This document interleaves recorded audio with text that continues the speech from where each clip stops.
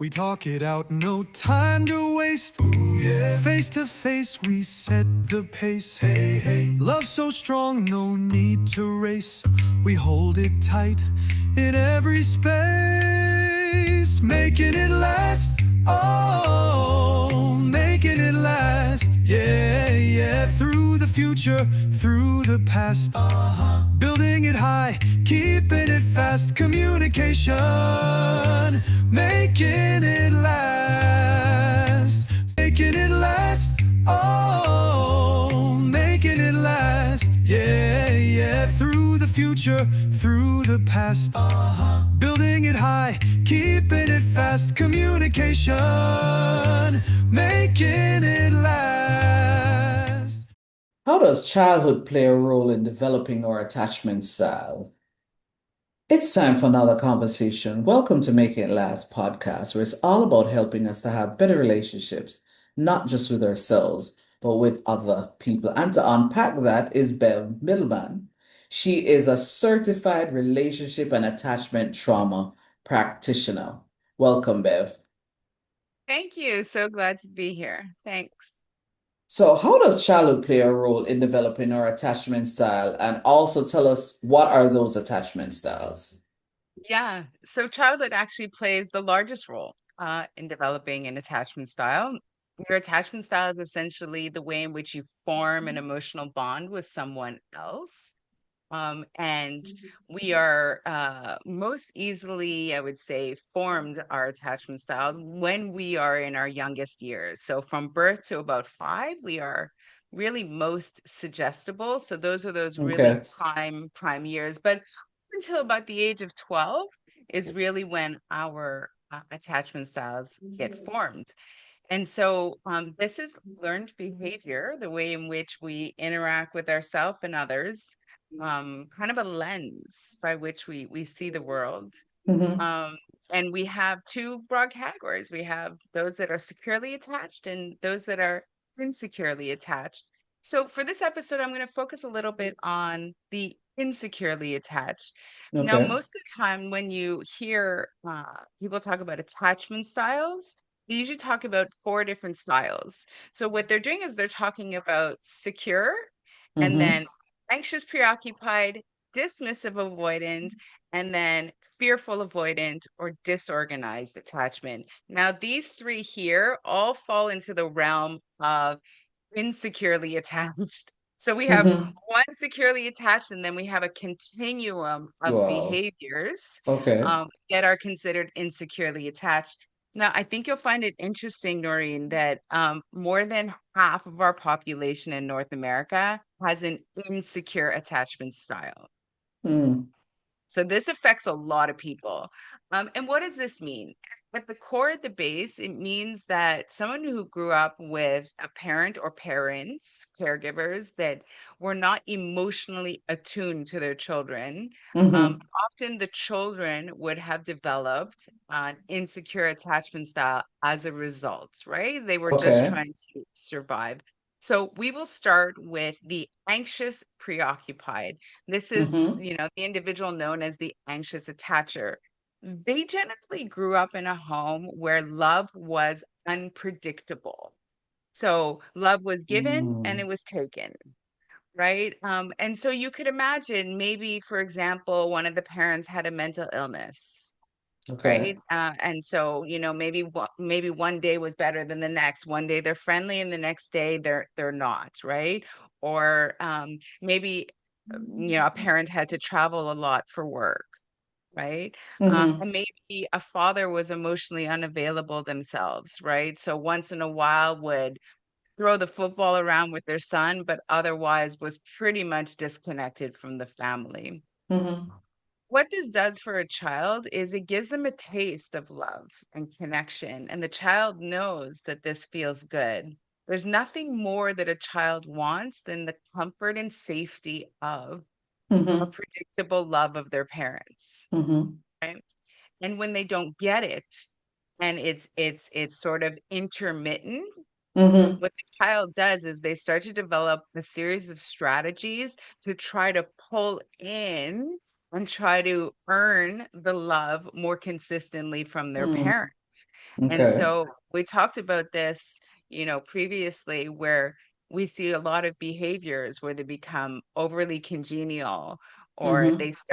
they start really focusing on everyone else, right? They become mummy's little helper. They do everything, to help mummy. Or they become perfectionists at school because they believe that if they get straight A's, they're going to earn the love of their parents. They start to become a different version that is not authentic to themselves, because a child will always choose to maintain, or try to Mm-hmm. maintain, the connection to their caregiver. And so all of these strategies um for how to operate into the world, they follow us into adulthood. And you could imagine, for example, for the anxious attacher, the parent, the person who was once the parent pleaser grows up to be the people pleaser. Mm-hmm. They continue these patterns because this is solidified in their mind for what they believe love is, right? Now, when you're constantly chasing after that love for consistency, and you're so focused on, please don't leave me, right? Because the wound there is, I will be abandoned. Mm-hmm. Mm-hmm. Your emotional state suffers greatly. You're often feeling very lonely. You're often feeling very sad. You're very frustrated. You need a lot of reassurance, a lot of validation, Yeah. a lot of attention. Do you know people like this, Noreen? Mm-hmm. Yes, I do. Yes, I do. Right. Mm-hmm. And this is because they simply didn't get the amount of attention and love predictably and safely when they were a child. And so that sets them up to just chase after it, and they will do this with their friends, their close friends. They'll Mm-hmm. do this with their romantic partners. um, they don't have the ability to self-soothe. They were never taught how to self-soothe, and so they're oftentimes quite emotionally volatile, but will rely greatly on other people to help them calm Mm-hmm. down, and to regulate their nervous system. So these people, interestingly enough, are almost always surrounded by people. We talk it out, no time to waste. Ooh, yeah. Face to face, we set the pace. Hey, hey. Love so strong, no need to race. Hi, my name is Bev Middleman. I'm a certified relationship and attachment trauma practitioner. Today, we're talking all about secure attachment and what that looks like from childhood all the way to adulthood. But first, we're going to take a quick break and check in with our partners.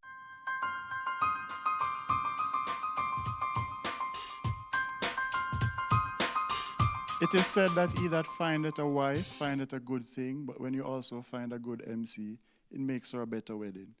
But as a smart man, I'd love for my wife to endorse this message.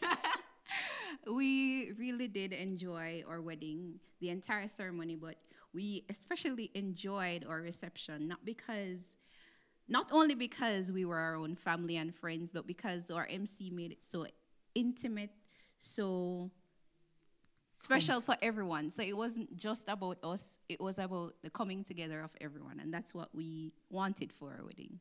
And I am not so mushy, but I felt the emotions on that day. I felt as if my mother was doing the hosting. And you know what I love the most or appreciate the most is the fact that she was calm under pressure. When I was uncertain, she was calm, collective, and reassuring. Yes. And I felt like I was in the hands of a good pilot.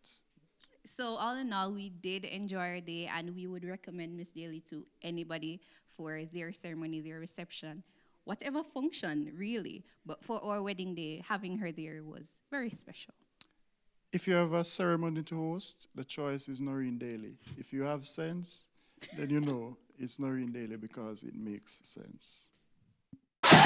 Welcome to Inner Media, streaming innovation, amplified.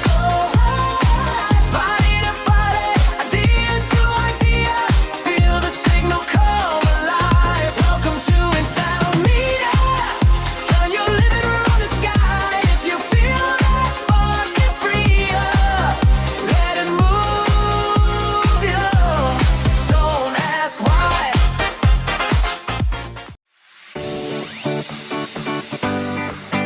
From logos to flyers, business cards to invitations, J Designs is your one-stop shop for all things design related. Fast, affordable, creative, and one of a kind? Follow us on Instagram at JDesigns. Email us at jdesigns.graphics@gmail.com or WhatsApp us at 876-280-2816 and let J Designs make your creative dreams come to life.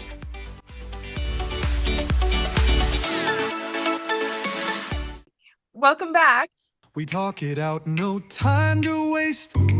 Face to face, we set the pace. Hey, hey, love so strong, no need to race. So, because these individuals actually have a very hard time self-soothing, they often surround themselves with a lot of people because they're very, very focused on getting input from external people. And it's interestingly enough, we'll often find cohorts of these people, for example, as teachers, because they love being surrounded by other people all day long, right? The more the merrier. So, which is really, really different from the other type of an insecurely attached individual that we already touched on, which was the dismissive avoidant. So, if we move into the dismissive avoidant camp, they generally came out of a home whereby they were emotionally neglected.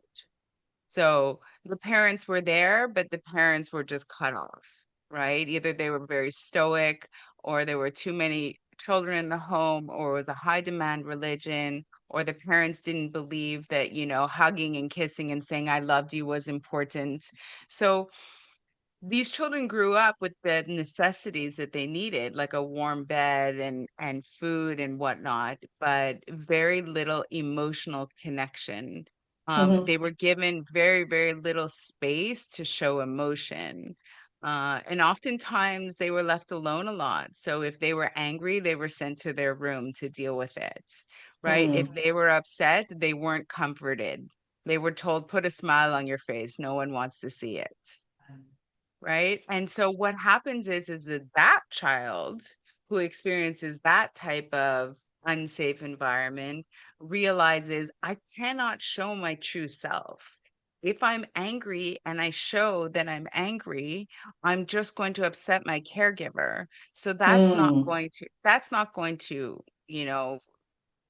give me any relief. So I'm just going to pretend like it's not bothering me and I'm going to push it down. And they become masters at actually just pushing all of these emotions down. Um, that child, again, is also emotionally dysregulated, right? They're not experiencing the full breadth of emotions. They might on the surface appear calm, but the core wound that they're carrying around is a wound of I am defective. It's a shame wound. It's if something, wasn't wrong with me, then my parents would want to spend time with me, right? Um, because they spend so much time alone as children, the way in which they know how to regulate their nervous system is by being alone. And so the person who is avoidant, they're generally avoiding their own deep emotional thoughts and will absolutely avoid their partner's emotional, landscape as well. So they also have a very hard time when they go into relationship later in life because they value independence, they value their freedom. They're afraid of being smothered by someone's, emotional temperature. Um, and they like to be alone a lot. They need a lot of alone time and space to decompress. Now, does that sound like anyone that you might know?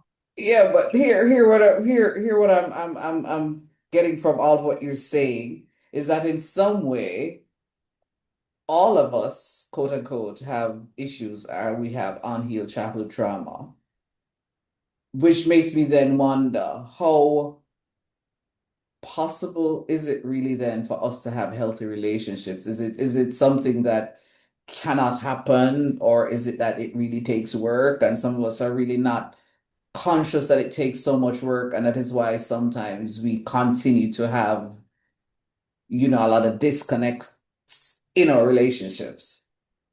So we all have different experiences growing up, right? Okay. What I'm explaining here really is when, for example, emotional neglect is consistent over a period of time, not just that you were sent to your room once, right? Right, right, right. Like that's not what we're talking about. We're talking about over a period of time. Mm-hmm. And then, of course, there's different levels of trauma that we can experience, but being alone with your emotions is one of the most difficult things for a child, a very young child, to learn to deal with. What they learn in that case is, I cannot trust anyone else. Okay, And so okay, they okay. really struggle. Like, if I can't trust my parents to support and comfort me when I'm upset about something, then who can I trust? And so they really, really struggle with that one. Now, of course, as we move through adulthood and we move through Mm-hmm. life, we have Mm-hmm. all sorts of experiences that come our way, some really positive, which can impact in a positive way our attachment style. Some experiences are negative, but again, nobody as humans, we're nuanced, right? We're complex. Like nobody falls into a box like one little square. Most people, for example, would be, let's as an example, mostly securely attached, leaning a little bit avoidant, Mm-hmm. Okay, fair enough, fair right? enough. That's generally sort of, you have a primary and then you have a secondary. But Mm-hmm. once you become aware of these patterns, you can recondition them, right? Okay. You can rewire them so that, you know what? Instead of just fearing conflict, because that's one of the things that someone who is dismissive avoidant, they really fear conflict. So Mm-hmm. instead of just avoiding conflict altogether, when something becomes too emotionally overwhelming, what I teach my clients is to say something like, I'm feeling overwhelmed right now. I know the conversation is important to you, so I don't want to Mm-hmm. avoid it, but I need an hour to calm down. And I promise you, after dinner, let's try Okay. it again. Okay. Okay. Fair enough. So there's ways that we can Mm-hmm. communicate while, honoring, I need some space right now, but I also honor that you need to have this talk, right? Mm-hmm. So Mm-hmm. that's the work that we do. Mm-hmm. There are a lot of persons who will watch this and who will listen to this and they will say, I know that I had an unhealthy childhood, which I am sure has impacted, will continue to impact how I, relate to those around me in the different types of relationships. What is one bit of advice or one thing that you could say to them to say, hey, all hope is not lost? Yeah. So your attachment style is not a life sentence. Okay. It's not. I've seen plenty of people, if they're committed to wanting to do the work, and it's work like anything else when you want to make any other physical change to your body. Okay. Um, I've seen lots of people get to a place where they could move out of these patterns. I think of these patterns almost like a computer program that was written in 1985. Hmm. And it sits in the back of your mind, in your subconscious mind. And people don't realize that your subconscious mind is actually responsible for around 97% of your thoughts, emotions, and behavior. Hmm. And that's confronting for people because we all like to think we have free agency. I'm making my decisions. This is my thinking. What you're actually doing most of the time is just running a set of old programs. So you need And to this is reset what and reprogram. you need to reset the program. It's time to Mhm. upgrade the software. Right? And it can be done, and it's very, very helpful in getting people to a place where they become comfortable with understanding their needs, communicating their needs, understanding their own patterns, changing things that aren't necessarily working for them, and communicating in a way that is healthy and also productive, right? Because communication is like, it's one thing to say something, but is it landing in the way that That the you other wanted person to. is gonna, Mhm. yeah, exactly. So I think all of this work is very, very, I mean, I think it's useful. I think it's very helpful because ultimately it allows you to get to a place of greater happiness, joy, and peace. And Mm, that's my big thing. For me, a happy life is a peaceful life, right? And you cannot be at peace with yourself when you're in conflict with everyone else, right? mm. And generally when you're on the spectrum of you have an insecure attachment style, whether you're avoidant or you're anxiously attached, you generally have a lot of conflict in your life because you are emotionally volatile. You haven't learned how to regulate your nervous system. It was never modeled for you. And you just keep repeating these patterns over and over and over. So I think that once you can, and I've seen this over and over, and I saw it in my Mhm. own life too. Once you learn how to regulate your nervous system and you stabilize, everything else becomes more peaceful. I think that's an excellent note to end on. Thank you so much for sharing, Bev. Yeah. This was Making It Last podcast, where it's all about helping us to have better relationships, not just with ourselves, but with other people. I'm Noreen Daly. Until next time. We talk it out, no time to waste. Ooh, yeah. Face to face, we set the pace. Hey, hey. Love so strong, no need to race. We hold it tight in every space, making it last. Oh, making it last. Yeah, yeah. Through the future, through the past. Building it high, keeping it fast. Communication, making it last. Making it last. Oh, making it last. Yeah, yeah. Through the future, through the past. Building it high, keeping it fast. Communication, making it last.